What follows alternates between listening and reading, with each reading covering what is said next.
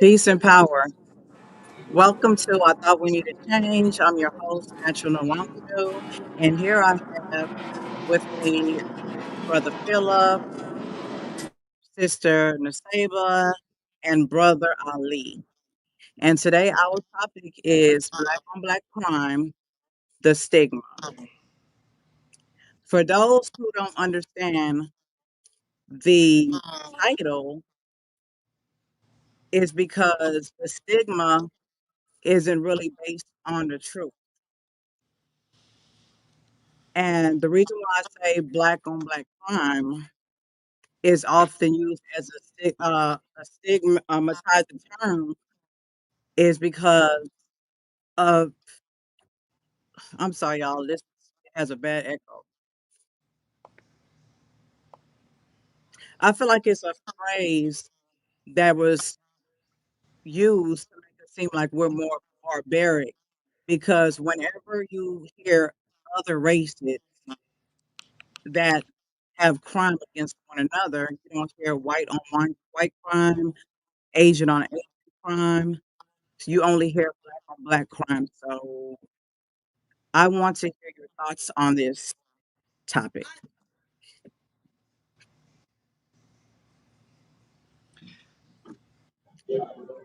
Well, starting for me, black on black crime is prevalent in the neighborhoods. It's something that we need to be worried about. It's increased since 1990 to two, was it 22,000 to like 569%. I mean, it's just ridiculous how much it's grown. We have more and more younger people committing crimes every year, and it gets more and more younger in age that is participating in it. And I think a lot of times we're addressing the wrong thing. I think we're addressing the gun and we're not addressing the mind that's pulling the trigger.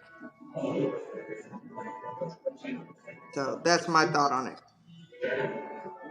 But why the term black on black crime? Even though we know that crime exists and we create crime against goodness, y'all, it's the echo. I am so sorry. I'm trying to bear That's with me. okay. We hear you clear. Go ahead. Yeah, y'all on that echo and it's just me for some reason. So we are violent against each other. We kill each other, we destroy each other in so many ways. But the term or knowledge, the term black on black crime, why do you think that exists? Not to say that black on black crime is not actually a thing, but the actual black Mhm. on black crime. I see what you're saying because you don't hear other races doing white on white crime. Maybe the only reason I could see that it came about is because of the fact of the numbers are just so high. There's more of a professional term that you could use is called intra-racial. So people could say it's an intra-racial murders, which means the same thing. It's crimes or murders that committed within the same race. So if we wanted to use that term, we could use that term. I think the reason why black on black crime became so big is generally in the 90s, we had a lot of people that were committing crimes in the inner streets, and then a lot of the music was pulling it out, and it just became a term because it was getting out of hand. So they had to have something to call it. So, good evening. This is Philip. Thank you so much, Natch, for inviting me to the call. Can you hear me okay? I can hear you fine. It's just me Okay, that's good. echoing. So, awesome. So, I think obviously the term itself, and I want to, for lack of a better word, echo what the other sister was just saying. It actually originated from the 80s and 90s when they had the actual war on crime, war on drugs era. And during that whole political movement, the war on drugs, war on crime, the media centralized and put focus on black communities and created the term black on black crime. But at the same time, it was proximity crime, right? So there was just as much crime going on in white neighborhoods, some smaller Asian neighborhoods at that time. But they highlighted it because of the laws that they were pushing to put more. blacks, if you will, behind bars for the so-called war on drugs, war on crime, because they had flooded obviously our neighborhoods during that time frame. And so the media and the politicians at that time who were using it as to their advantage pushed that terminology, and we owned it for some false reason. We took ownership of that term and we carried it, and then we've been using it ever since. But I personally believe it's a myth. I believe crime is crime. Yeah, I believe if you're in a fish tank and you're all the same species, and two fish begin to fight, it's not because they're different, the same species, because they happen to be in the same area. Not necessarily because it's guppy on guppy crime. It's fish crime. They're in the same tank. So if we're all in the same proximity, I believe that's where that comes from. But the terminology is something that they put on us, and we unfortunately accepted, which we shouldn't have. And we've been taking on the curse of that black on black terminology ever since the war on crime, war on drugs in the 80s and 90s. Absolutely. See, I'm not saying that crime against one another doesn't exist. I'm just asking, why do we use the term and we use it so loosely? When it comes to other Mm-hmm. races, you don't hear, white on white crime, or there was a race and white on white crime. Mm-hmm. Brother Ali,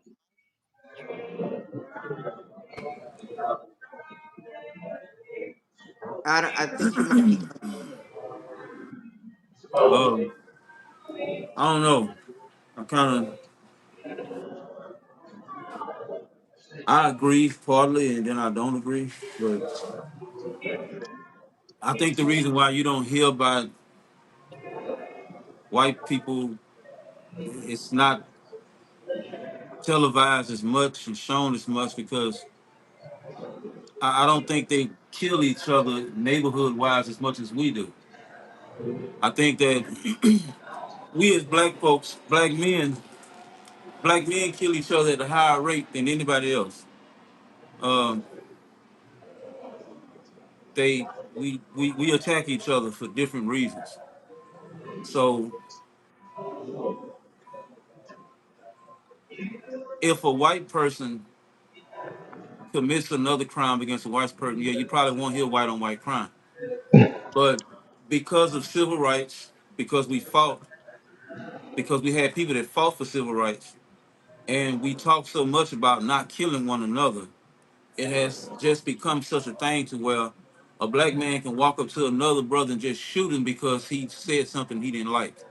Of course, you're not gonna hear, well, that was a white boy that did it. You're gonna hear, well, that was a black man that shot another black man, or that was a black woman that killed a black girl, or a black man that killed a black woman. So everything is based on race. It's not based on a political term. It's based on the fact that if I walk up to you and I slap you in the face, they're not gonna say, well, that was a light skinned dude that slapped you in the face. They're gonna look at me and they're gonna say, this was a black man that slapped a black woman. You see what I'm saying? If I steal your car, they're not gonna say, well, it was just a man that stole the car. They're gonna say, based on my description, how I look, I'm a black man that stole a black woman's car.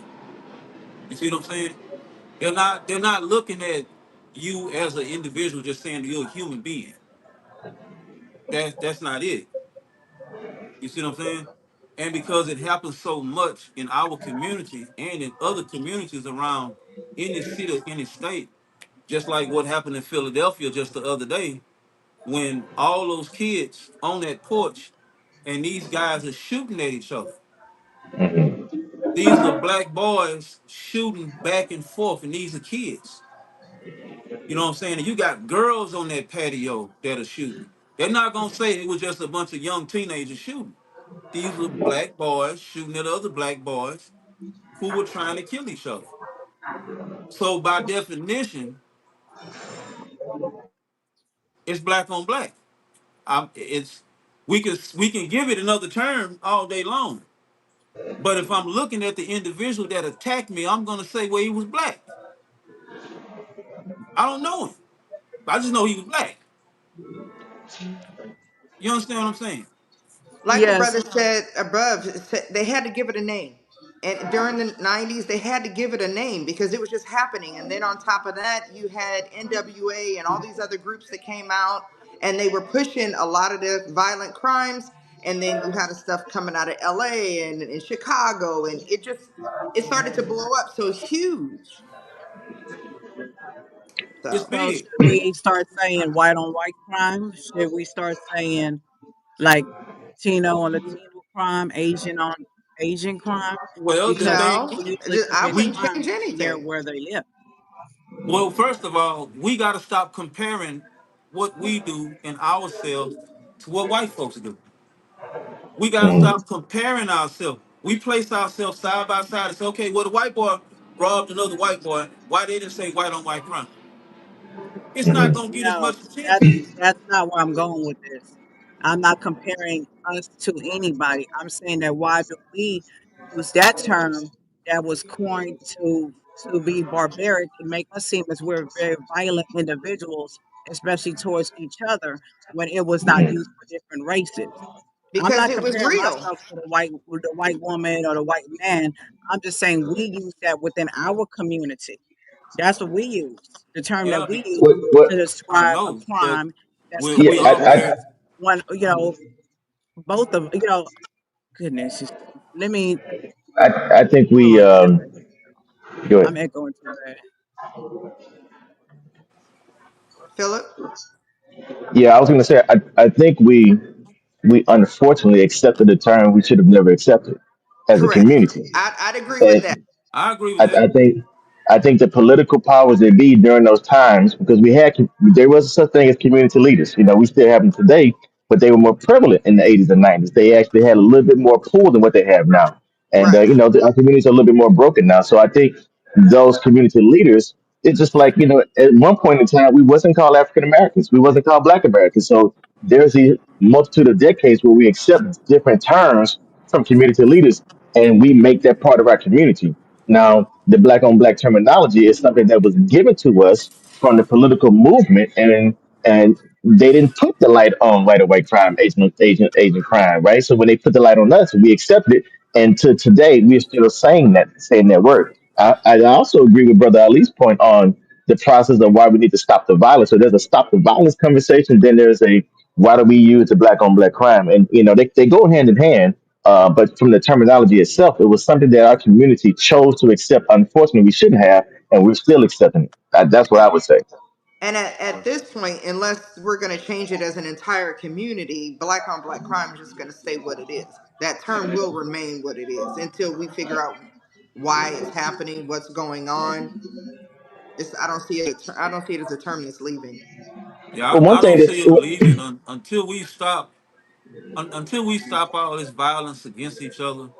The raping, the killing, robberies, assaults, you Yeah, name it, man. I mean, we black us as black folks in the hood, we have a long list, a long history of being violent against each other, yeah. right. and it just seemed like it's just not gonna stop. You know what I mean? It's like we haven't learned that we haven't learned how to to learn how to disagree with each other without being violently disagreeable. You see what I'm saying? We don't know how to talk without somebody pulling out a gun or a knife. You know what I'm saying? And literally taking your life because I just don't like what you said. I don't like the fact that you checked me, or But you know, Ali, it's crazy. don't you think it starts even on a more fundamental level? Because you know how you said somebody says something you don't like, so they pull out a gun to try to solve the problem. Right. But on a more fundamental level, before we even get there, how many times in our community do we get upset because we perceive something to be said a certain way, or we were treated improperly, and our tongue becomes the gun, and then here we are, we are quick to pop off on somebody. We are Trauma. quick to go off on somebody in the same way other people are quick to grab a gun. Trauma. So We are traumatized people. We're traumatized. but I also think that we're taught. Um, so we're taught these ways through culture. And I don't want to bring Yeah. so much entertainment into the play, but that's what it. So we go Oh, it's coming. back. It's Is coming. if we go back to exploitation, black exploitation. That's right. What was given to the community? It was cool to be the pimp. It was cool to be the gangster. It was cool to be That's the right. Yeah. you never wanted to be a lame in the hood, right? You wanted to be the one who got Yep. some credit about you. The dude that got all the girls was what? The one who had the fly car, who knew how to, pull Yep. a You strap, wanted to be the this, that, and pimp. the third. Or even the player with the money, right? So who wanted to be the lame dude who couldn't defend himself? So if you're going out, what does the culture project? You need to be this tough dude. Somebody step on your shoes. Is World War III, and we Yep. carried that, and that's a culture thing. No other culture has created that Nope. exploitation, and so we've taken that Nope. and made that a part of our stamp. And so if you look at today, now the kids talking about they collecting hats. Where did that come from? So that's the cool thing now. We're collecting hats, which is another terminology for you call a body, right? So we've taken things from our entertainment and from our music and different cultures, and we're turning it into the cool culture for now, and that turns into that whole black on black thing. So there's such an in depth bucket of things that started way back since the '60s that we've been trying to break. So I think it's a dichotomy of a lot of things that plays into that. Why do you think we're so angry and hateful towards each other? Ego, ego and pride. Yeah. I really don't think we hate each other. I think it's a lot of ego and pride because we hate the perception that you see me in a way that I don't want to be perceived. So I have to project something that I'm really not or don't want to be in order to maintain a certain Image. projection, image, or entity. And we're talking about a macro, not a micro, right? That's from a macro within our neighborhoods, right? Right. Uh, Everybody wants to have a certain status, a certain cred, what's your rep, who know you, right? It's almost like now, if you don't have a felon, you ain't got no street cred. So so it's there used to be shame, 30, 40 years ago if you didn't have a criminal background. But now we look at it as like it's a stamp of approval, right? So Yeah. how do I get that stamp of approval? I have to be evil to the people within my immediate surroundings. So all of that plays into it. So let me give you this scenario, right? Because it's not just about it. I agree, it is ego and pride, very, very much so. But Hmm. I also look at the environment, right? Because I think about a lot of friends that I grew up with. Okay, so they wake up in the morning and they're in this dirty house. The roaches come in and out sometimes. They don't have any food to eat in the refrigerator. Mama's out there on the corner doing things she ain't supposed to be doing, letting men up in her house she ain't supposed to be letting in, going to the store. She's working a hard job, barely got enough food. But when she does, she always drinking her alcohol and doing her thing. And then we get this environment. You go to school, you don't have the right books, and people make fun of you, and because you don't have the right clothes, because you don't have any money. Becomes a vicious cycle of our environment, and it beats on our mental health. So you mix that with the streets who say, you know what? I'm going to give you everything. I'm going to give you the money. I'm going to give you the way out of this. I'm going to give you everything you could ever want in life. We're going to take it.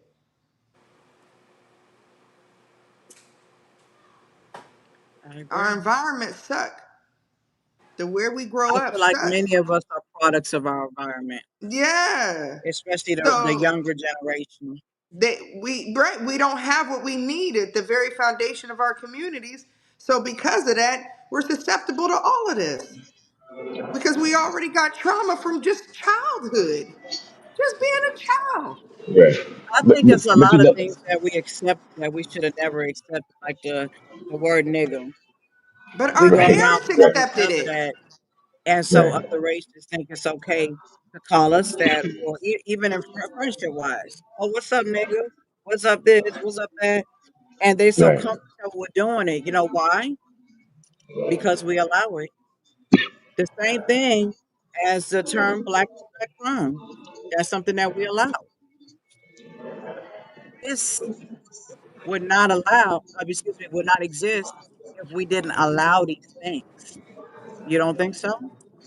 I agree. We could change the narrative. But I don't think, I think as a whole, you know, like Philip said, as a macro, I don't see anybody really caring enough to change the term when they need to change the problem. Well, I think it goes back to what do we focus on, right? Because, you know, 30 years ago, we didn't have a lot of black billionaires. You know, we actually do have black billionaires now. We have a lot of black multimillionaires. We have a lot of black business people. We have a lot of black people with passports. And so the focus when we talk about our community, oftentimes we go right to the negative, right to the bad, right to what's wrong.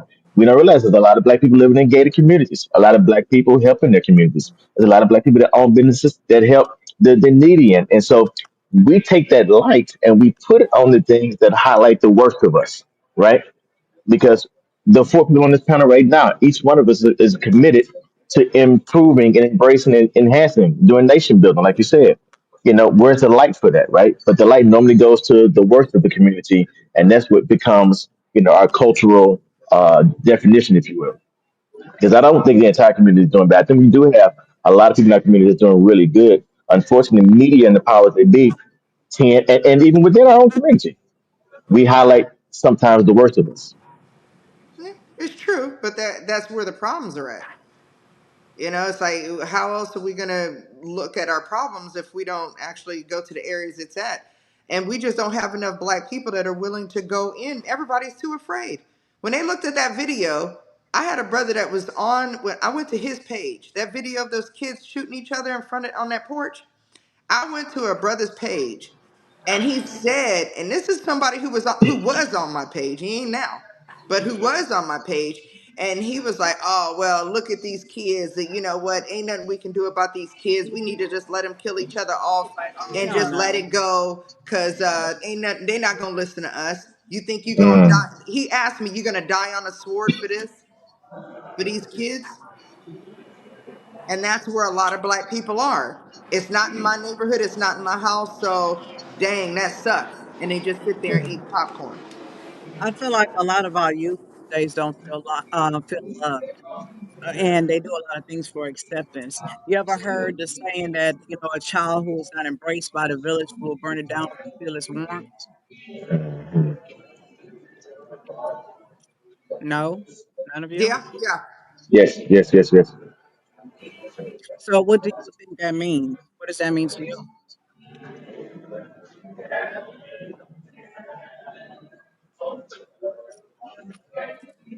Uh,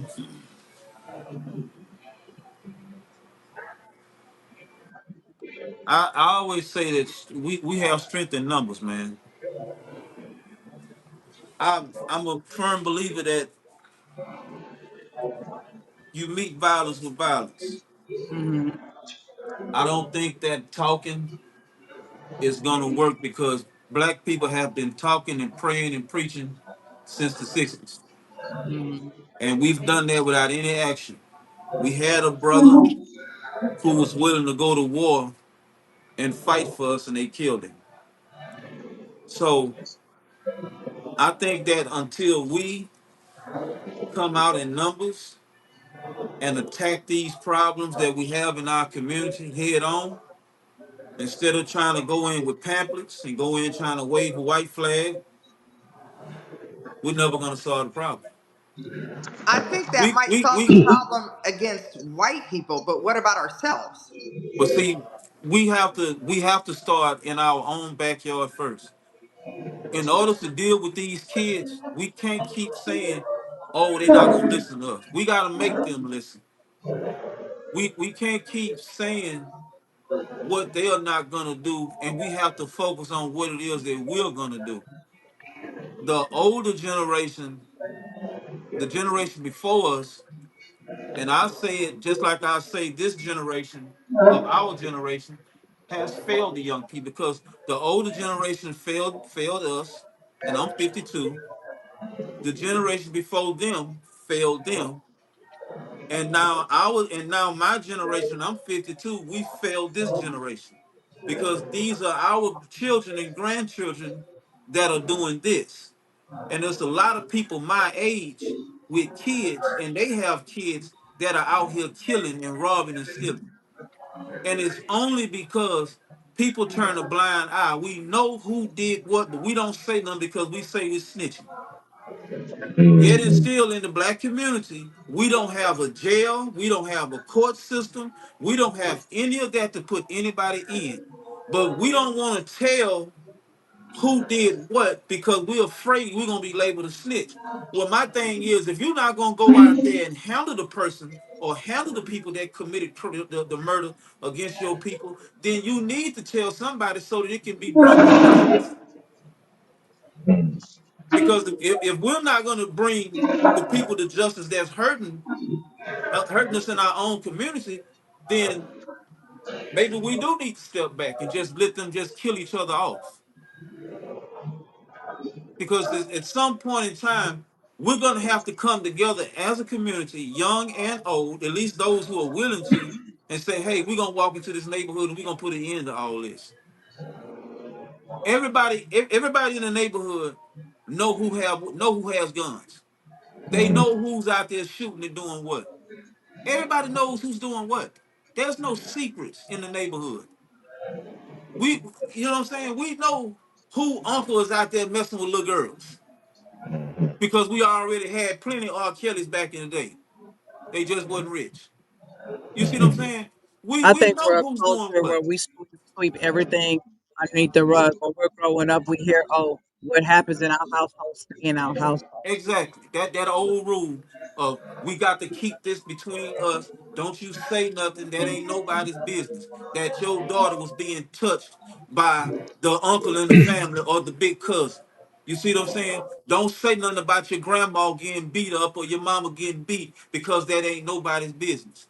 And then we look down, and then people look down on the child when he grows up and decides to kill his daddy because he was abusing his mother. All of a sudden now that child is crazy or he was out of his mind. No, he was tired of seeing his mama being abused. So now he made a sacrifice and took his own daddy's life. You see what I'm saying? It's the same thing. We know who's doing what. We just fail to act on it. By the time we do decide to do anything, it's too late. Now the police involved. Now we can't do nothing because we got to worry about the law. Now the law saying, well, we can't take the law into our own hands because the crime had already been committed. But we knew what was going on before your 16-year-old son ran out that door with that AK-47 or that 223. You knew what was gonna happen. You knew that boy was up to no good.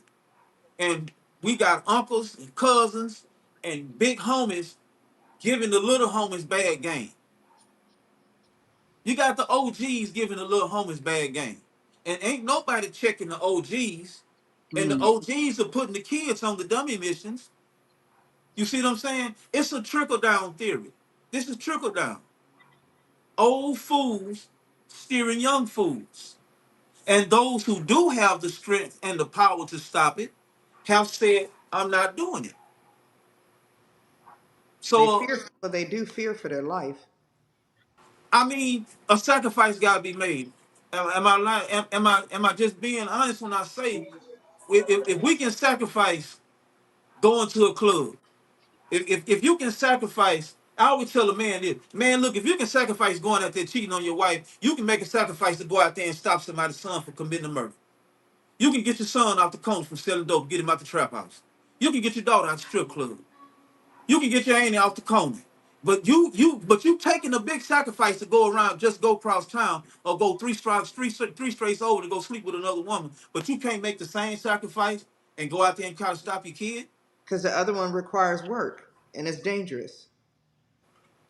It's I, fear. I There's fear.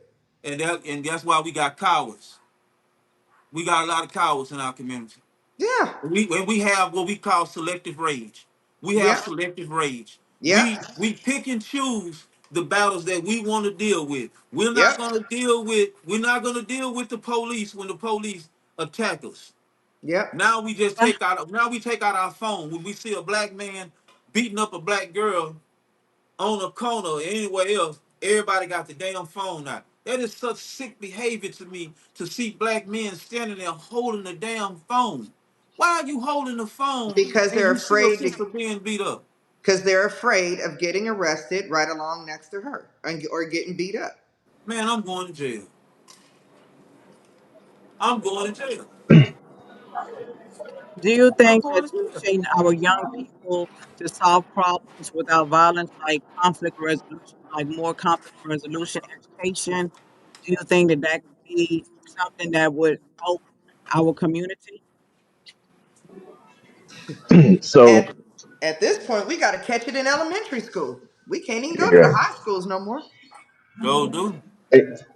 So I think we keep forgetting parents. We do a lot of youth involvement, a lot of youth correction, and we always forget the parents. I think they had one program that came out, My Brother's Keeper, where they wanted to focus all these billions of dollars on the kids, and that's great. But once you fix the child, they still go to a broken home where the mother or the father, is just as sick, and so there's not a repair there. So you do all this great servitude, to this child, and they go to this broken home, and then nothing is ever, there's no solutions. And when you have that challenge, we have a repetitive system of hate for ourselves. Because I look at, okay, conflict resolution. Well, what caused the conflict? What makes me hate this other black man that I'm looking at so much that I either want to shoot him or fight him or hurt him? What is it about this other person that who has not harmed me physically, and I'm ready to do something to him because of some words? Where did that hate come from? What is the source of that hate? Is it because we have idle time, and the idle mind is the devil's playground, right? Are we not busy? Are we not working? Are we not doing the things that we should be doing? Because has it always been this? It hasn't. Our community wasn't always like this. There are times, there is evidence when we came out of uh, uh, prohibition age, and we had Black Wall Street, where communities were a little bit more tighter, if you will, right? And then obviously our communities got flooded with drugs, flooded with guns, and then this whole explosion happened. But we do have evidence where our community does support one another. I think it's a lack of education, man. And a lot of it is everything starts at home. Um, Let me it, it, let me it, tell you it's something. I talked to a sorry, Ali. I talked to this young lady this morning because she posted that she wasn't happy living anymore. I literally Hmm. called her immediately. Beautiful young black girl. And she told me she has chronic suicidal thoughts. She said this isn't new. And now she developed a drinking problem because I said, why don't you, there's anti anxiety medications or there's herbal things out there that could, you can use to try to, resolve these problems. And she said she don't have medical insurance because she don't make enough money at her job to get medical insurance because medical insurance takes too much out of her paycheck and she won't be able to afford to take care of the house and the kids, so she can't put the money into the medical insurance. How do you, even if you help the kids, she still needs help, well, right? But how you gonna help her unless you pay her medical insurance, unless you get her counseling? How are you gonna help? She's right there in Texas. It's like I don't. Is It's she? like I didn't even know where to begin. See my point? yeah. Where in Texas is she? She's in Austin, right outside of Austin. Send her my way. I already planned to. Thank you. But I mean, once she told me the whole story, it was like, I see why you can't get there. Okay, I see the roadblock there. And now it's because you couldn't take the anti-anxiety medications, you went on and started drinking to dull the problems and the pain. And now she's like, I got a drinking problem. So now I know the Makes things kids have to worse. be impacted in some kind of way. And she got two little boys. So See, it's this is like, one thing we spoke about on the critical show yesterday, is mental health. yeah. And I feel like our mental health, the poor parenting because of their mental health issues, like Ali said, it's trickling down. And then it results in violence because we don't have nowhere else. What else we gonna do? Yeah. Yeah. Yeah. And the system is designed that way. It's designed, for us to not be able to afford medical insurance. And then they Uh, say, don't be a Democrat. The Democrats had these programs for black people, and now all these programs are gone, and all this stuff is we don't need that stuff. I'm telling you that them programs. I'm telling you right now, if it weren't for one of them programs, I wouldn't be where I am today. Because see, my mother didn't have a degree like me. My dad didn't have a degree either. Neither one of them got a degree, right? So she had to go to a black program that got her into real estate, and that real estate program got her into working as electrical engineer. Now we look at it these days and we're like, oh, electrical engineer, that's big money. You got to have a degree. She didn't have no degree. She didn't have a degree. She got in a program that taught her this or that, and she shadowed under somebody, and that's how she got in. So we don't have those programs anymore. I like this young lady. I wish there was a program, a trade school that she could go to. Something. But who's gonna watch the kids? I mean, I would have to take on her whole life as a project to help her. So when our little boys go to school and they wanna commit crime because the mama don't have no bills, my mama now drinking all the time, and I mean they're in that scenario, and then they got Pookie on the corner talking about, yo, I'll take care of you. Your mom's cool and everything, but yo, I'll take care of you. I got your back. I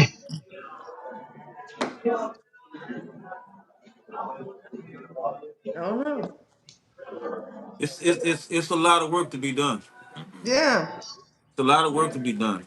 yeah. We need a lot of boots on the ground.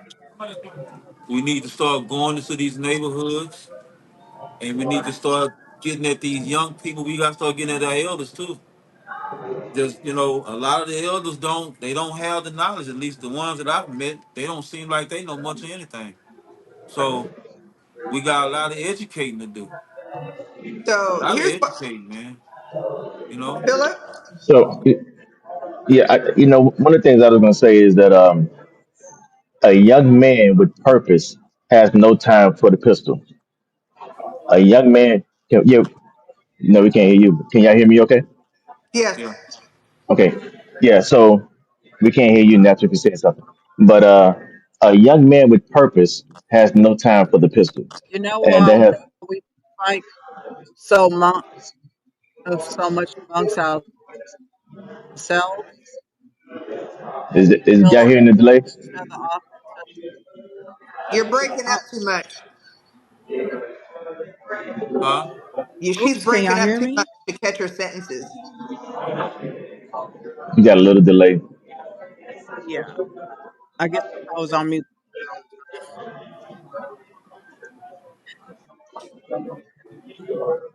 Yeah, I you got can't like hear a you. little. Yeah, you got like a little 10-second delay. Okay. My StreamYard is kind of giving me some problems. But Philip. while she's doing it, yeah, while she's doing it, I was going to say, so a young man with purpose has no time for the pistol, and I liken that back to obviously we try to revert back to the Okay, times when we can didn't you? see as much. Yeah, go ahead. Yeah, I don't know what's going on with this. It's like I'm over talking myself. It's like an echo. So it's Yeah, it's a little hard to delayed. talk. It's probably connectivity. It's probably But let me remove myself and try to come back in. okay. So what I was saying is that when you go back to try to revert to times where we did have less crime in the neighborhoods, or we were a little bit more committed. I personally remember more programs available at school. Music programs was very prevalent, and in music programs, soon as class end or school end, you had to stay an additional 2 3 hours at the school to practice for band. Same Yeah, thing they for still do that. football. Same thing for baseball. Same thing, but they've removed a lot of Okay, these so programs from schools. It's what not as I was prevalent. saying, right?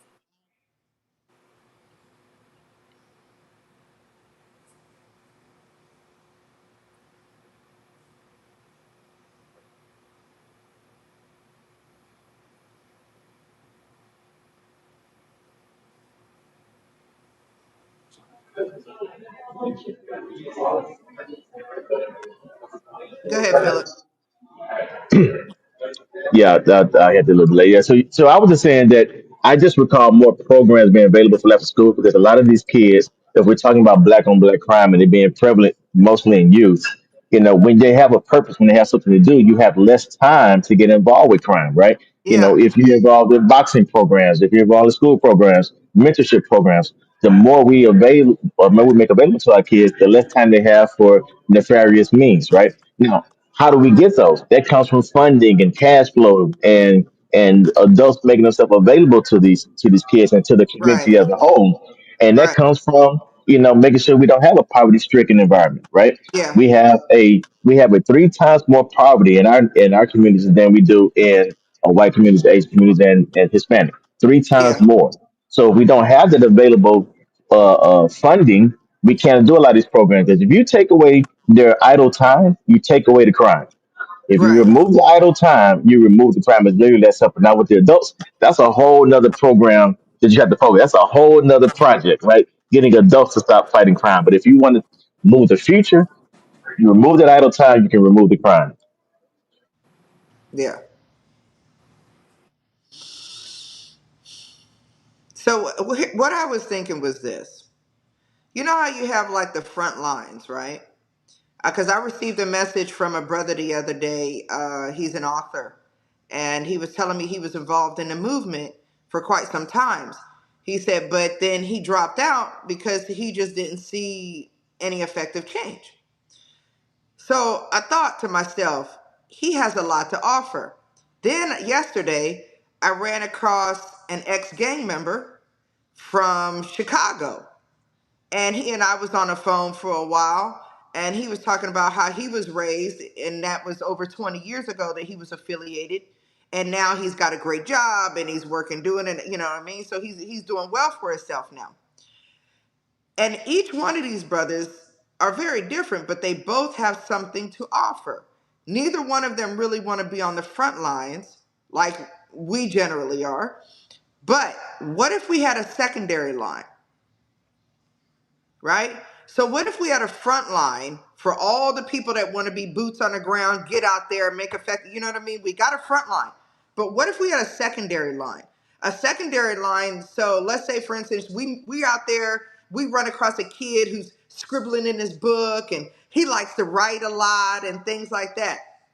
So then we contact the brother over here who's an author. We connect the two. So now you got a mentor with something a skill that he and both the child have in common. So if we have like a secondary line of authors, ex-gang members, musicians, teachers, people that can't be out on the front line, but they can be mentors nonetheless and can still participate in a few of these kids' lives.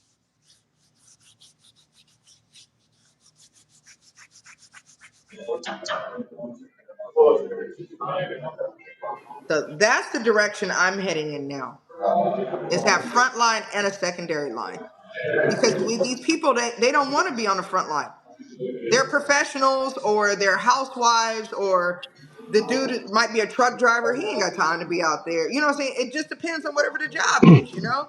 Right, They got 4 or 5 kids of their own, but they care. They wish they could do something. They just don't know what to do. right, right, right. Yeah, I think it goes back to what you were saying earlier, and even to echo to what Brother Ali was saying about, you know, uh, meeting force head on with force. Our community um, doesn't have enough of the numbers that's willing to support the community, right? You can't have, three or four boots on the ground and say, hey, we're going to police our own and then suffer the consequences, from that. So until we have that unity within each other, there's so many areas of improvement. You got to improve the kids. You got to fix adults. Then we got trauma. Then we got 30, 40, 50 years of psychological warfare and poverty, right? So there's so much there. So we have to identify, okay, what is the core root of the problem on black crime? What is the core root of it? And how do we get to the core of it? And a lot of it goes back to, do we even care about that person? I listen to a lot of popular community leaders, whether it be Farrakhan, whether you like him or not, that's not my Yeah. issue. Martin Luther King, they all talk about loving your brother, right? Every last one of them, from Yeah, everything we've been taught since we were little. Love your brother like you love love your yourself. brother, right? Love your brother. And I'm looking at that video from the guys up in Philly, like you were talking about earlier. and they're up there shooting these, and half of them they had no idea what they were doing. I did 10 years in the Marine Corps, and I'm watching these guys shoot, and they literally could have just shot each other up. I'm pretty sure Yeah, somebody else said yeah, it. It was the worst thing I ever saw ever. They shouldn't even be touching a weapon, and right. it was just horrible to watch. But you know, it was zero hesitation, zero hesitation. They hate each other that much. Somebody looks like, so where happened? What happened to getting back to that? Man, I can't kill my brother. I mean, this we got to do this. Why am I so comfortable that I don't feel any remorse? I don't feel any guilt from being able to take your life. I'll deal with the consequences. I go But sit then down that and just falls wait. back to what Ali said, the ego. Right. It's ego, it's fear. A lot of it is fear. Yes. We're taught to be afraid of each other. We're not taught on the large scale to love one another. Let me show you the difference.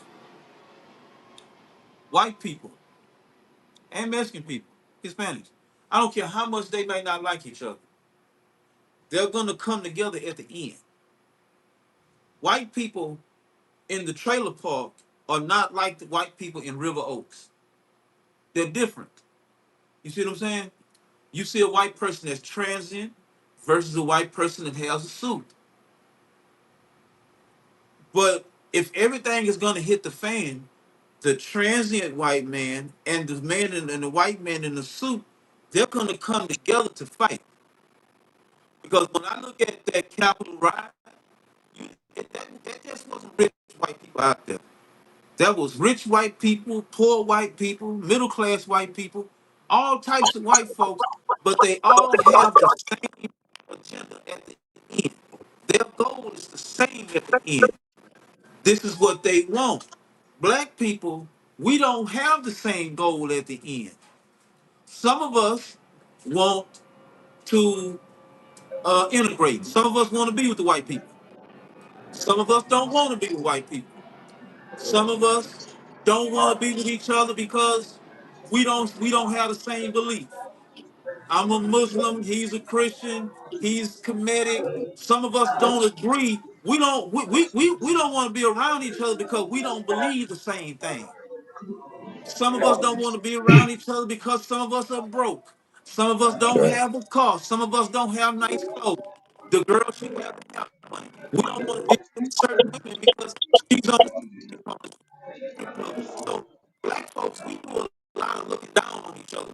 We don't look at each other and say, that's my brother, that's my sister. We look at the circumstances of each other. And that's how we divide each other. We put we divide each other into different categories. We got the broke over here. We got the he getting money over here. We got that nigga there. He elite. He riding slab. Got big Benz. Got Rolls Royce. He can go to the club and get. He can pull all the girls. That's a scrub over there.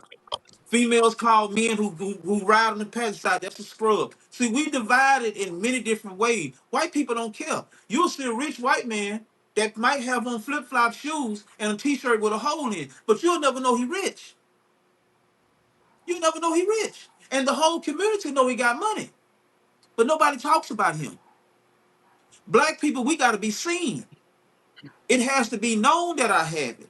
And you have to respect me because I have it. You also have to respect the gangster because the gangster's the one that's gonna come get you. So we fear him. That's a killer over there. That's the nigga that's gonna come bust your head open. See, we screwed up in a lot of ways, and a lot of it is by choice. I'm not always the one to sit back and say, "Well, it was forced on us." No, you don't like me because maybe you don't like yourself. But I have something you don't. I have something that you want. I, Mr. Brother Philip, got something that a lot of black people want. So a lot of black people want like Philip because he got land, he got horses, he got nice trucks, he got all these nice things, but he a working man. But what's to stop a black man who don't have anything from robbing him and taking it and trying to take it from him? And if I can't take what he has, let me just take his life. That's enough for me. Because if I can't have it, ain't nobody. He sure ain't gonna have it. This is how we think. This is how we think. It's do or die only for us. It's not do or die for the enemy. We don't have that same energy for the enemy. We got that energy for each other. I can walk up and slap you, But I ain't gonna walk up and slap that white boy who I saw slap another black man. We gonna sit back and say, man, that's cold blooded. Right. That's cold blooded. But that's because we know that the system is built to take us away when we deal with them. When we deal with Yeah. each other, we know we got a chance of making it out. Listen, we know that. We know that. They don't know that. We see guys with cell phones taking videos on Instagram of being in prison. See, now prison is a fun thing now. I know, Not right? not not it's okay to go to Now jail we talking. until Now we they talking. get to jail. Yep. Until There they, we go. and I'm telling you from experience, until they get in that holdover in that courtroom and that DA says, well, we got 45 years on the table. See, now it ain't fun no more. It ain't fun no more now. The gun Exactly. ain't in jail no more. Now you got to fight every day because you were locked up with somebody. You didn't kill somebody who knows somebody's people. Mhm. Everything changes now. Yeah. Now, Right. now they want to talk. Now they want to get on that phone and say, I want to talk to the DA now. I want to make Mhm. a deal. I want to go home. Mama bummed me out. We don't think. We don't think because we feel like it's cool, but we know it's not cool. Right. You see what I'm saying? We know it's not cool, but we are irrational. I always tell a lot of brothers, you're not a real killer. You're an accidental killer. Because when a black man goes into a convenience store and shoots the clerk, he didn't mean to shoot him. He was scared. He was scared. He moved, so pow, he shot. Now I Right. got to finish it. Pow, pow, pow. But I touched the door. I looked at the camera. In 48 hours, they're gonna have him locked up. You see what I'm saying? Yeah. We move backwards. We move backwards, and then we want help at the end of the whole thing. We Yeah. knew what we did was wrong. My sister told me not to go down the road with that gun, and here I am, a convicted felon, and I had no business riding in my truck down the road in that gun, and I done took my back behind and got pulled over. I can't fault nobody but myself Yeah. because I knew better. Right. You see what I'm saying? We a lot of time we do stuff because we just want that attention. We want to be above each other. I'm big, I'm strong, I'm tough. Can't nobody whoop me Everybody want until to be the I get top into a dog. fight. Exactly. Let me Until let you me get ask you into a this. fight. Do you think that we have become really desensitized to seeing another black person killed? And let me give you an example. Yes. Yes. Because we Yes. have, when we look at when a community, well, when our community has, I try to think that when did that community band together to fight oppression or fight, like Rodney King riots is a good example, right? During the Rodney King riots, if you were brown, actually black and brown, they got out in the streets. It was us against the man who had wrongly, unjustifiably beat up Rodney King and got off for it. There was mass riot because we were ticked off, right? Where was that same energy every time a black man does it to another black man? We don't have it. If a white cop or somebody like that goes and kill a brother, it's like, oh man, let's boots on the ground, let's go outside. But when a brother does it to another brother, we don't have that same energy. So I think where did that desensitizing come from? That happens. We don't have that pain when we do it to each other, but somebody else do it. Rightfully so, we should protest. Rightfully so, we should be upset. You Rightfully know so, we should be why? angry. Because we have to live in the same community that it's happening in. Exactly. But do That's you Okay, think why. I that can tell that y'all you able comes to from? this. hear me now or Do you no? think? The Yes, we fear. can. The You fear. sound great. Okay. The fear. Does that come from that whole no snitching cultures where you, hey man, yeah, that's Johnny, man. Right. You We know we gotta live in it now. Yeah. right. But then now that goes back to what Ali was saying. Now we scared. No, why I can't say, man, you just killed my cousin there. Why I can't say something to Because you you're and too police it? scared they're gonna come for you. But Yep. that's where we go back to the cowards then. Yep. Because if we allow our community to kill our community, then we can't blame anybody else but ourselves. And that's how I Yeah. see that brother that was on my page, who's that's why he's off my page now. Because he was over there talking about all them kids, just let them they want to act like demons, just let them kill each other off. I was like, yeah, that's a coward. Yeah, Yeah, but like yeah, we That's have a so coward. many. That's why I say you have so many OGs or so many older men who are really enablers. They're Yeah. enablers. They actually They want help. to hide behind everything, want to hide Right. behind the Bible or the Quran or their or spirituality. They want to hide behind They stuff. right. Because a Sick lot of of this. us use religion. We use everything Yeah. to just say, and there's something I had a conversation with somebody earlier today, and the only thing he just kept talking about praying. I said, bro, I don't have a problem with praying. I said, let me tell you something. Prayer's my personal time. When I'm praying, it's my personal time. Who and what my prayer may be is not a concern of the world. Mm. That is my personal relationship that I have with Allah. Now, does me praying mean that I'm supposed to turn a blind eye to something that I see bad happening to another brother or sister? No, no. I'm not gonna stand here and pray and I see a man on top of a woman raping him. That's sick. But see, But they won't do anything unless in an extreme like that, Ali. A lot of people won't. Just the average black man and average black woman will not do anything unless it is an extreme. or And that's unless it's happening, extremely sad too. or unless it's happening to them. That's why I Right, say we have selective rage. We right. won't necessarily, we don't care a lot of times about what's going on up the street until it hits our doorstep.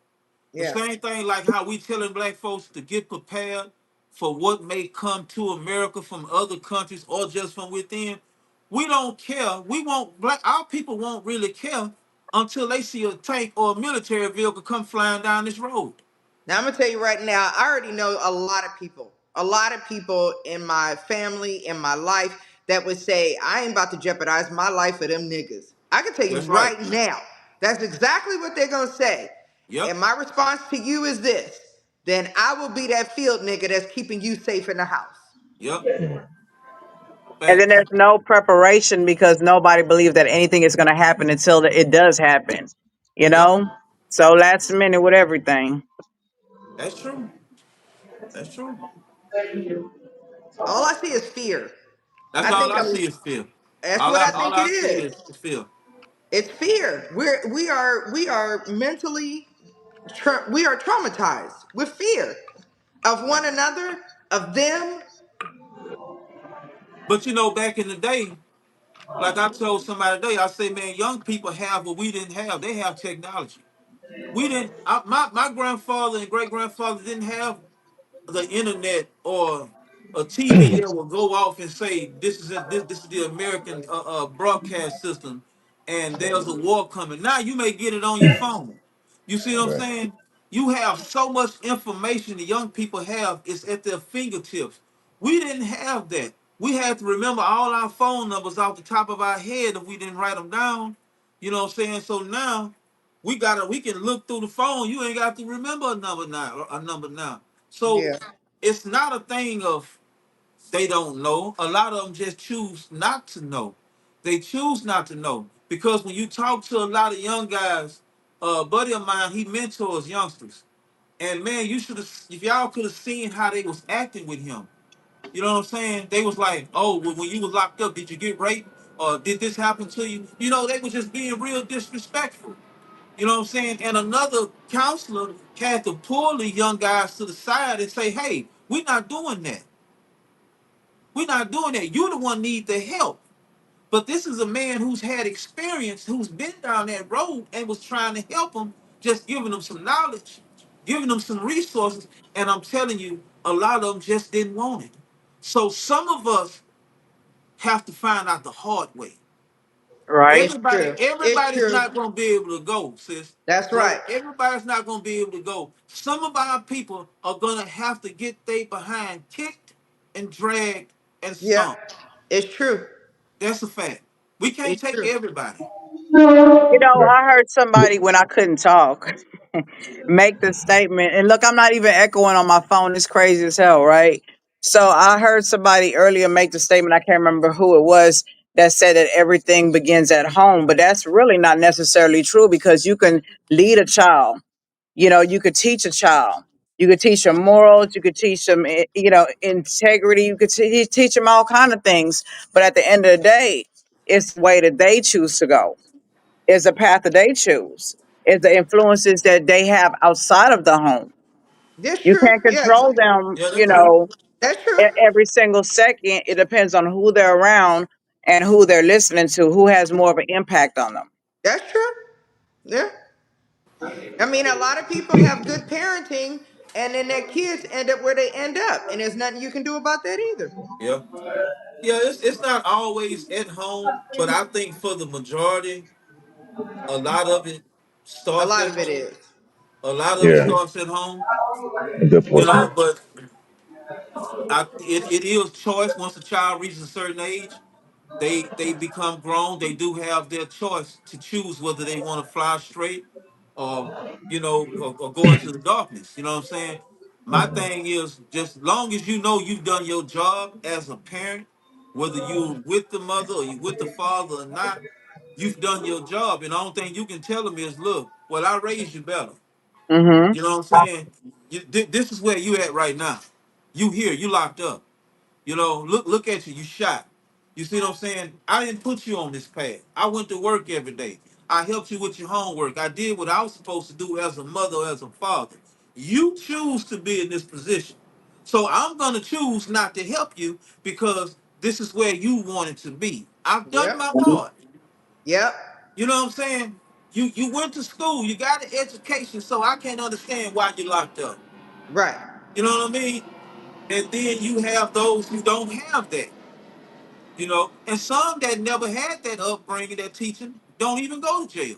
Some of them never see a prison. Some of them never get shot. Some of them become very successful. So it's a scale type thing. 1 minute is balanced and 1 minute is not. And I I think in Well, childhood they get into this depression. They really get into a depression because of what they don't have and what they see others have. Right. you know, Yep. if you go back historically and you look at some of the origins of some of the larger gangs, right? You got the Crips and Bloods and MS-13, a lot of these. But if you go back to the '70s, during the origin of them, most of them come from two-parent households, and most Yep. of them came from three-bedroom homes. And when they left that, when those parents went to work, the community was the toxic area that they were amongst each other doing the dirt, if you will. But the mhm. parents, I mean, if you go back and look at some of the triple OGs, let's call them that, the triple OGs of most of the largest gangs. Now we know gangs been around since white folks are doing it back since in the gangs in New York, all that's real. But we're talking about recent times, right? The last 30, 40, 50 years. They came from healthy homes. They had parents there. They had teaching. They had education. But when they got out of that, they wanted to go be cool because during that time frame, if you study the trend, the movies, the black exploitation, the music. They Yep. wanted to be cool because there was a shift from coming out of that civil rights era, excuse me, into this new era. Once that ended, we had a whole new issue ushering of this whole culture of black people that they hadn't seen before, where they were starting to get money. They could go out and do these fun things, and it was this toxic culture that just took over our neighborhood, and it just ran rampant in it. But a lot of those gangbangs, a lot of people from that culture came from healthy homes. Yep. Mm, They did. That that's is true. true. Because how can you explain, okay, coming from a two-parent household and one child goes one way, very successful, and the other child ends up in prison? That's personal choices and personal Yep. decisions. So sometimes the parenting has nothing to do with it. It's a way that the child wants to go in a path that they choose to go on. Yeah. Generally, a Right. So lot some of of it could start at home, but like I said, you're not with your child 24/7, you know? Yeah. So, another you know, thing that I'm starting to recognize is they're moving out of the cities now. A lot of people are focused on black crime in the cities when now it's really more urban areas and rural areas that these things are actually happening now. But we keep wanting to be focused on the inner city. It's an inner city problem. Not really anymore. Um. Now it's more of a rural problem. it's everywhere, Yeah. Everywhere. It's everywhere. not the, it used to be Everywhere. the inner city. It used to be the concrete jungle. Not anymore. You know what's sad? When I turn on the news and I hear about, and it's really unfortunate, and I hear about a kid that got shot or Chicago, this many people were killed over the weekend. I don't feel anything. That's the sad part. We have no more emotion towards our fellow brethren, our fellow sisters being killed anymore. It's almost like you hear it so often, you become so desensitized to it. What happened to the pain and the shame of doing these things within that community? There's no pain and shame anymore. So You I, know, you even know, personally, I don't feel when I hear it all day long. I'm like, I don't like stop and say, damn, another brother did, So it's something that we've been retrained to not even feel it anymore. Go ahead, brother. but I'm sorry.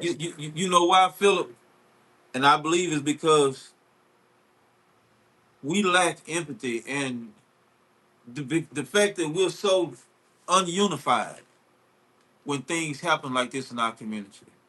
It's like it goes back to what you said earlier. You know, I don't even think we're ready to attack white people when they do it anymore. I think ever since what happened to Big Floyd, may he rest in peace, my homeboy Big Floyd, I think that was it.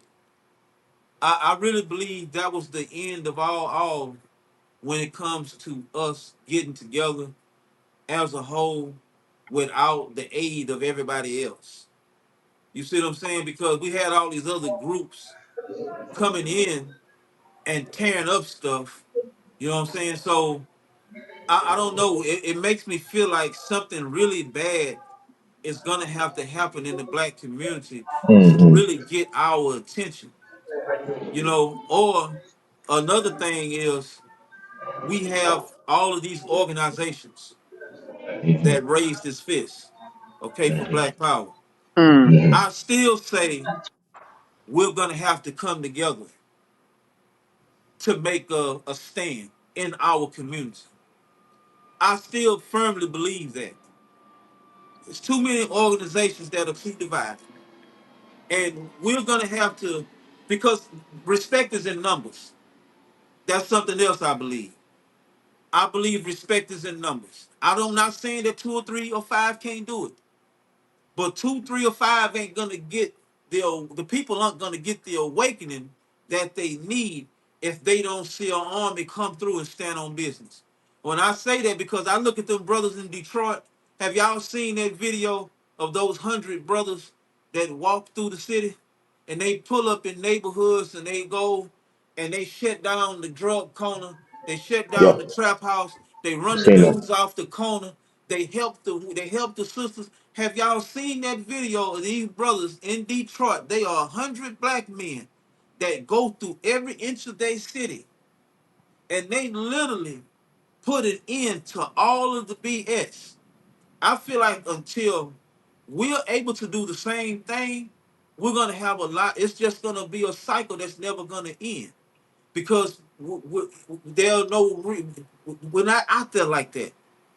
You We're know, not. We're not out there like that. we say that there's it doesn't matter the numbers, but there's a lot of power in numbers, and people respect numbers. And you can't do it with only two, three, or four people. To take us as a collective in order to reach the community. Not only a few of us. We can't do it alone. It takes all of us. That's what I'm saying. It's gonna take all of us. It's gonna Hmm. take all of us to go into a Garden City or a Coca Apartments. You see what You I'm know, saying? It's gonna take all of us to go into unfortunately, Haverstock. unfortunately, You too know, many of us can't put our pride or our differences aside for the embetterment of our people. and that's why we have to clean up our own backyard. That's why we have to deal with that bull cone. And when we get all the BS weaned out, we get all the kinks out of our hair, we'll be able to take on the problems in our streets. But we have to deal with the bull cone first. And that's where we have to really make strong decisions at. You know what I mean? We have to be able to make a decision where we're gonna get rid of all of the mess makers, all of the frauds. You see what I'm saying? We got to get rid of all the con artists who claim they doing this, and we got to get them people out of the way so that the real people that want to do the real work can do the real work. I'm glad you brought that up. So how do we get them out the way? We kick them in the ass. You know me. I'm for the. I'm not for the talking part. You Cause we know I'm not already know either. how it goes. You know what I'm saying? I ain't for You, the talking. You know, we have to be straight up. You know what I'm saying? We call a spade a spade. You know, we can talk all day long, but without action, there's nothing. You know, hey, I believe in war before peace. You already know how I am. Yeah, I believe in to achieve peace, we have to have war. I believe we got to go to battle for some people. Right. You know, Historically, there's never been peace without war, whether it be from country to country, exactly. nation to nation. Change has always come through some type of battle, some type of turmoil, and Yep. it comes down even to the micro level. The challenge we have is when we do implement that internal do it by force. We got so many internal what's the word I'm looking for? I don't, another word for uh, spies or we got those few inside that put the chink in the chain, right? So we have to have enough of the numbers to support the overall mission. So you can do the internal policing, you can do the internal correction, you can have those like those 100 men in Detroit that's moving without any fear of repercussions. Because I think we need to make healthy cool again. Right now we got aggressive and violence cool, and I ain't talking about violence to get rid of violence, but just hate against one another. That's cool now, right? That's a cool thing to do, and it should be change that whole dichotomy. I believe media is important. I think what people see, you don't get what you say, you get what you picture, and what you see every day is usually what you pursue. So we have to Yep. change some of those pictures as well. So when we stop absorbing the wrong media and the wrong imagery and the wrong society absorption of what our community is saying is cool, a lot of those other things can change. So we can go out with 100 of us, 200 or 300 of us. I said, no, man, you're not selling dope across my mama's house. No, you're not going to talk to that girl like that. That's not happening here. You got to know a lot. I live in Sunnyside, born and raised, and I've obviously lived in Sugar Land, you name it. And I had a situation where somebody tried to sell dope across the street from my mama's house. They ain't done no more, right? We So, had that you can, situation there at Woodley Christian Towers when we came up there and run those drug dealers out of facility. They knew not to come over there when we were there. And that's straight yeah. facts. You know that, Brother Ali, because you were there. Yep. And a lot of We times, I police don't know our what you do. Is, own. right, right. I I'm mean, sorry, it's a kind of an no, no, echo you still good. for me. No, no, you good. We You have good. to You get good. back to policing our own neighborhoods. And when I say they're not Yeah. done no more, we didn't call the police. We didn't go in and try to report them. But it was, I No. mean, it was all kinds of different races coming in front of my mama house, and my mama been there 50 some plus years, and I'm in Sunnyside, and these people had just moved in. They had never been there. They bought a house. We had a it's neighborhood, right? It's family. Everybody know each other. Everybody been there for 30, 40, 50 years, and somebody moved in new, and they wanted to turn it into a trap house. And so, they lasted 30 days. And that's the mentality we got to have. We got to get it out of our own neighborhoods. Right. Yeah, we got to get out that field. We got to get out of this field stage, man. We got to get out of being afraid. A lot of our people are afraid of the young people. Yep. They are. I'm telling you, they are really afraid of them. Yep. And those who are not afraid, you know, it's just not enough of us to Yeah. deal with it. You know what I'm Yeah. saying? Right. Right. You know, we may go.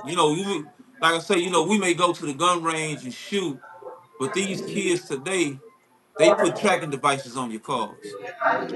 When they don't Ooh. like you. You know what I'm saying? And they'll follow you wherever you go, and then just pull up on you and just start Right. dumping on you. You know what I mean? Right. Right. So that's why I'm a big fan of be street savvy. Know the streets when you're gonna go into the streets and deal with the streets. You can't be, as some people will say, be a lane and not knowing what you're up against. I'm a Correct. boxer, so I'm gonna study the person that I'm about to fight Right. because I want to know what strategy I need to beat him. He might have a mean left hook. You see what I'm saying? So I want to avoid fighting. I want to avoid getting hit by that left hook. That means I gotta train to to defend that. You know what I'm saying? And counter that. If a lot of us are not street trained, are not trained for the streets, so some people won't go into the neighborhood because they're afraid of the element in the neighborhood. Yeah. You know what I mean? They're, Yep. they're being honest. And You that's got sad because how could we reach them if we're afraid to go into these neighborhoods and even have a conversation with them? exactly. That's the sad part. A lot of women won't talk to these young girls because they're afraid they're gonna get beat up. You know what I'm saying? Because girls, y'all vicious. You know, the women vicious. You know what I'm saying? You know, Y'all clicking numbers. You know, so shit, they go there. my problem is as people not being able to hold one another accountable. Like these days, you can't hold one another accountable. And then we need to bring shame back. Certain Yeah, things that you do, we have to bring shame back. If you see somebody doing something that they shouldn't be doing, call them out on it. yep, But see, sometimes, Yeah, but a lot especially of people are these afraid to days, get shot. I was just about to say that. Mm-hmm. I was just about to say that. Yeah. But what about like people our age? In our age groups, we can't even hold each other accountable. so okay. Not without And it being a big blow up. if I hold another sister accountable, well, not in my circle because I have a circle where we hold each other accountable. But if I was to see somebody and I'm like, okay, sis, you're wrong for this or you're wrong for that or you shouldn't do this, here go the cussing out, the carrying on, the You know, making a, the biggest problem we got is every time we try to help somebody, even in our own, it ends up getting turned around on us with gaslighting of what they think we're trying to do. You want what I got, or it's everything. I got more money than he do. I'm bigger than him. I got guns bigger than him, or it's something. It's Yeah, always something see, instead of just recognizing that, damn, I could do better. How about just start with, I could do better? How about you yeah, not talk down on people? How about you not call names? How about you just be mature in how you speak about people? That's just a start. Just saying. That's a yeah. start. It's a start. If It you could is. stop talking, calling names, and if you could stop talking bad about other people, that would be a start in trying to repair something. If you could just stop it, that'd be great. and maybe in due time things may change, if You you just never leave all know. the BS alone. I mean, if I somebody has a understand. chance to breathe from it from a year or two, you never know what could happen because we all need each other at the end. We're gonna need each other's backs. I mean, we've got people that try to forgive another person, right? I'm seeing this happening right now too. We've got people in our own communities that are trying to forgive one another, but they still got their side eye on them. It's like, I'm forgiving you, but Yeah, it's you always a know, but. you You know know. that that's the sad part. If you're gonna forgive somebody, forgive them and let it go. I mean, because I'm at this point where, like I said, a lot of it goes back to teaching. I don't know whether a lot of people get the knowledge that they have from, but it goes back to that. Like, who taught you that? Like, I don't have to forgive you. Well, my thing is, if you say you a praying man or a praying woman, you won't go. You want something from your creator, right? So how you going to get something from your creator when you can't even forgive the person that hurt your feelings? But you want something. You want forgiveness for what you did, but you can't forgive the person who harmed you. Might have said, might have misspoke, or just had a misunderstanding of what the conversation was about, and or it could be anything really. You know what I mean? And he just takes it there. It's just boom, there you go. You go from 0 to 100 in 1.2 seconds. That's retarded to me. I You got know a what I'm saying? message on my TikTok that well, first of all, I don't go to TikTok that often. So if that person just happened to be watching this live and they sent that message on June 26th, my bad. I don't check TikTok like that. Yeah. But I had an apology from a Mm. brother in TikTok, on TikTok, and saying if I had done anything to harm you or hurt you or whatever, I apologize for that behavior. And I was blown away, that the person took the time. I don't know why they did it. It made me worried. I'm like, is he still alive? I don't know what's going But on. sometimes that's what it takes, and that's a start. At least that's a Yeah, start. Of healing. yeah. Right. And It sometimes doesn't we mean you got to be friends again, folks. It just exactly. simply means you at least the stuff ain't on fire no more. Hmm. Yeah, So I see Philip dropped off. yeah, it happens. This is my first time on StreamYard, so y'all have to please forgive me for how this Yeah, went. yeah. Because StreamYard is hard. It's hard. It's Yeah. in the it's beginning, difficult. all I heard was a bunch of echoing, and I could hear myself, and it was like I was talking over myself, and it was just so hard. It Yeah. was so hard. So I don't You're want doing to have good, this. man. You're doing good. You're doing good. You're doing good. You're Thank doing good. you, thank you. Doing good. Well, hopefully next live will be better than this one. And boy, You, do we you, you have a probably just live got to for play with it a little y'all, bit. Yeah, huh? the The next next live is gonna be live wild. now, yeah. Yeah, next live is I ain't gonna gonna, be I ain't gonna wild. tell it, but you're gonna see it, okay? Yeah, So, you gonna see it, all right. my platform is not for everybody, but over here we have real conversations with real people, and we speak the unapologetic truth. So, if you can't handle it, this is not for you. Yep, Sure It's not not. for you. yep. Exit stage left, please. Well, I thank you for putting this together. Yeah, me too. Really Thank appreciate it. you, and shout out to Critical. Because this is a spinoff of his show, and I truly appreciate him and Brother Emmanuel. So I want to shout them out and give them their flowers and salute them for all that they do.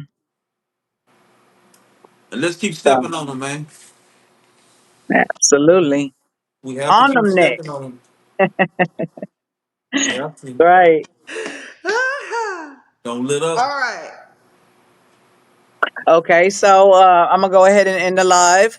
Until next time, power and peace. all right. All right. Peace.